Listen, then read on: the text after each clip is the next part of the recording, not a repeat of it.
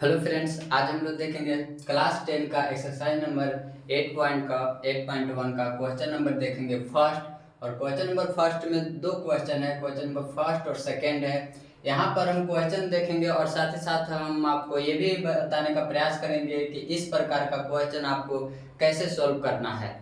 और ऐसा वाला क्वेश्चन यहाँ तो हम और बताएंगे ही, और आपको अलग से भी क्वेश्चन देंगे जो कि आप उसको भी सॉल्व करिएगा। अगर वो सॉल्व करने आ रहा है तो समझिए कि ये चैप्टर आपका क्लियर हो रहा है, ये एक्सरसाइज आपका क्लियर हो रहा है और इस प्रकार का क्वेश्चन आपसे नहीं छूटेगा। ठीक है, तो चलिए क्वेश्चन को स्टार्ट करते हैं। क्वेश्चन नंबर फर्स्ट देखिए, एनसीईआरटी बुक उठाए और क्वेश्चन देखिए कि क्या कर रहा है।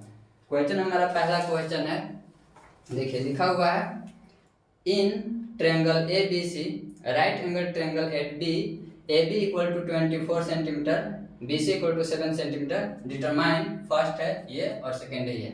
यानी कि दिया हुआ है ट्रायंगल है ABC जहां पर हमारा एंगल जो राइट एंगल ट्रायंगल है, जो हमारा राइट एंगल है वो है बी पर, यहाँ पर राइट एंगल है। तो हमें ये सब का वैल्यू फाइंड आउट करना है। तो ये सब का वैल्यू हम तभी फाइंड आउट कर सकते हैं जब हमारा ये राइट एंगल ट्रायंगल का तीनों साइड का वैल्यू पता हो। तो तीनों साइड का वैल्यू पता करने के लिए दो का दिया हुआ रहता है, तो एक का हम निकाल लेते हैं किसे, पाइथागोरस से। तो पाइथागोरस हमारा थ्योरम ये कहता है कि राइट एंगल के सामने वाला होता है हाइपोटेनस, और हाइपोटेनस AC का स्क्वायर इक्वल टू AB का स्क्वायर प्लस BC का स्क्वायर। ये तो आपको पता ही होगा।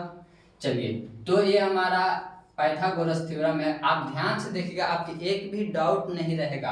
हमारे वीडियो देखने के बाद अगर कोई डाउट रहता है तो आप हमें जरूर बताएं, हम उसको क्लियर करेंगे। और हमें नहीं लगता है कि एक भी डाउट आपको रहेगा, इसीलिए अच्छे से देखना, ध्यान से देखना, स्किप मत करना। तो यहाँ देखो, हमें AC का वैल्यू निकालना है। बताओ, अब हमें AB का वैल्यू दे रखा है, AB का value 20, AC square equal to AB का वैल्यू 20 का स्क्वायर, 24 का स्क्वायर प्लस 7 का स्क्वायर। अब यहाँ से क्या करेंगे, 24 का स्क्वायर हम आपको बता रहे हैं कि 1 से लेकर के 25 तक का स्क्वायर रूट आपको याद होना चाहिए, और हो सके तो 30 तक कर लीजिए, और नहीं तो 25 तक से काम चल जाएगा। ठीक है, और टेबल आपको अगर कैलकुलेशन वगैरह मजबूत करना है तो टेबल कम से कम आपको 20 तक याद होने चाहिए, ताकि आपको सॉल्व करने में दिक्कत नहीं होगी, परेशानी नहीं होगी। तो आप याद कर लीजिएगा, और याद है तो कोई बात नहीं। बताइए 24 का स्क्वायर कितना होता है, तो 24 का स्क्वायर 576 प्लस 7 का स्क्वायर 49 होता है। अब इसको ऐड कर देंगे तो ये हो जाएगा 6 और 5 9 15, 15 5 1 4 और 11 और 12 हो गया, एक बचा 5 और 1 6, यानी कि AC स्क्वायर इक्वल टू 625। मतलब कि AC बराबर इसको रूट करेंगे, ये कितना का है, तो ये 25 का है। 625 किसका है, 25 का है। तो AC मतलब ये हमारा जो साइड है 25 सेंटीमीटर पता चल गया। अब आराम से निकाल सकते हैं।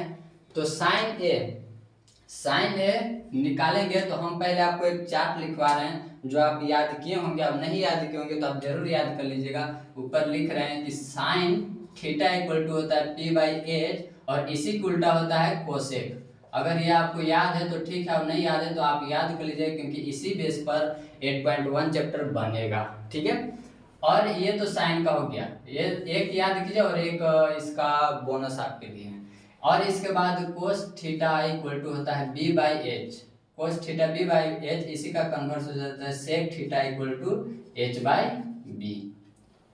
इसी प्रकार से टेन थीटा का होता है P/B, और कोट थीटा का हो जाएगा B/P। उम्मीद है हमें कि आपको दिख रहा होगा, और ये आपको याद भी होगा। कोई भी ट्रिक लगाइए, हम नहीं कहते हैं कि आप मेरा ही ट्रिक यूज कीजिए, आप कोई भी ट्रिक यूज कीजिए, लेकिन ये याद होना चाहिए, इसी पर ये बनेगा। ये याद हो गया तो ये कोई दिक्कत नहीं होगा। अब देखिए, यहाँ पर थीटा के जगह कोई भी एंगल हो सकता है, जैसे कि एंगल A है, एंगल C है, तो बदलते रहेगा। तो यहाँ पर जब एंगल A बोलेगा तो एंगल A यहाँ पर है, इसको लेंगे, और जो एंगल लेते हैं उसके सामने वाला होता है परपेंडिकुलर हो जाता है। तो यहाँ पर इसके लिए अगर हम बात करें साइन A के लिए, तो यहाँ पर परपेंडिकुलर यानी कि P हो गया, ये BC हो गया, और हाइपोटेनस तो वही रहेगा, AC ही रहेगा, यानी कि BC का वैल्यू हमारा 7 है और हाइपोटेनस का है 25। ये आंसर हो गया। टफ नहीं है ये, टफ नहीं, आप बस ध्यान से देखते जाओ और समझने का प्रयास करो। ये हो गया साइन ए का वैल्यू। अब कोस ए का आप बता चुके हैं कि कोस थीटा बराबर बी बाई एच यानी कि बेस हो गया हमारा और ये हो गया हमारा हाइपोटेनस। तो यहाँ हो जाएगा हमारा ए बी बटा में ए सी, और ए बी का वैल्यू निकाल के रख चुके हैं 24, ए सी का वैल्यू 25। ये हो गया हमारा आंसर। ठीक है। और हाँ, एक बात और ध्यान रखना, सेंटीमीटर मत लगाना, रेशियो का सेंटी कोई यूनिट नहीं होता है। ठीक है, रेशियो का कोई यूनिट नहीं होता है। ये हमारा फर्स्ट का सॉल्व हो गया। अब सेकेंड का उम्मीद है आप जरूर बनाएगा, तो पहले आप इसको एक बार बना लीजिए। सेकेंड का देखो कैसे बनेगा। अब यहाँ पर एंगल सी के कर रहा है, तो अब एंगल हम सी लेंगे और एंगल सी के सामने वाला हो जाएगा ये पी हो जाएगा, यानी परपेंडिकुलर ये हो जाएगा और बी ये हो जाएगा। यहाँ पर एंगल ए ले रहे थे, इसलिए एंगल ए के जो एंगल रहेगा उसी के सामने वाला पी हो जाएगा, और एच तो ऐसे ही भी पता चल ही जाएगा। तो जो एंगल लेंगे उसके सामने वाला पी और 90 डिग्री के सामने वाला एच, याद रखना। अब हम निकालेंगे साइन सी, तो साइन सी हमारे फॉर्मूला जो होता है वही होगा पी बाई एच। तो पी कौन है? पी हमारा ए बी है। ए बी, ये वाला केस में जब साइन एंगल हम बदल दिए तो यहाँ पर ये पी और बी भी बदल जाएगा। तो ए बी बटा में ए सी।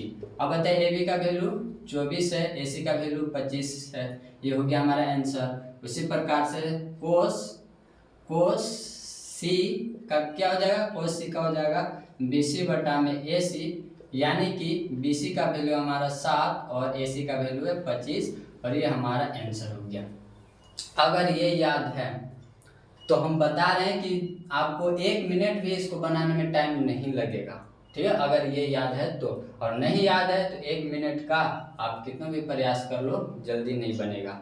तो आप इसको याद कीजिए, बाकी ये सब कुछ क्वेश्चन नहीं, बस समझ लो थोड़ा सा और जल्दी बन जाएगा। हाँ, अगर आपको लगता है कि सर ये तो बुक वाला है, हमको और बनाने का मन है, तो हाँ आप बना सकते हैं। RS अग्रवाल का एक्सरसाइज नंबर है 10, उसमें क्वेश्चन दिया हुआ है, आप उससे बना सकते हैं। और नहीं तो आप ले लीजिए, इसको आप बना सकते हैं। जैसे कि है यहाँ तो साइन कोस का निकालना था, तो आप इसको बना सकते हैं।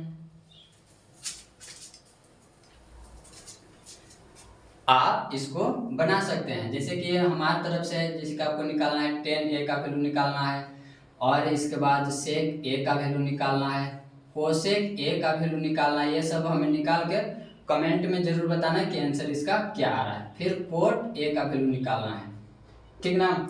इसी प्रकार से आप यहाँ पर और भी कर सकते हो। 10 सी का वैल्यू भी बताना हमको कि कितना आ रहा है आपका आंसर। फिर इसके बाद सेक सी का भी वैल्यू बताना है कितना आ रहा है, कोसेक सी का वैल्यू बताना है कितना आ रहा है। ये सब बनाने से आपको फायदा क्या होना है कि आपका डाउट वो क्लियर होगा, आपका डाउट है वो क्लियर होगा। नहीं तो होते क्या है कि जितना एनसीईआरटी बुक में उतना बना लिए, उतना रिवीजन कर लिए, उतना रट्टा मार लिए। तो अब का एग्जाम ऐसा नहीं है, आपका एग्जाम थोड़ा सा बदल देगा, बस आप कंफ्यूज हो जाएगा। तो एक्स्ट्रा क्वेश्चन बना, क्वेश्चन को समझो, क्वेश्चन के जड़ को समझो, तब उसको कहो कि हाँ अब हमें ये आता है। ठीक है, तो अगले वीडियो में देखेंगे क्वेश्चन नंबर 2, और ये सब जरूर बनाना। मिलते हैं नेक्स्ट वीडियो में।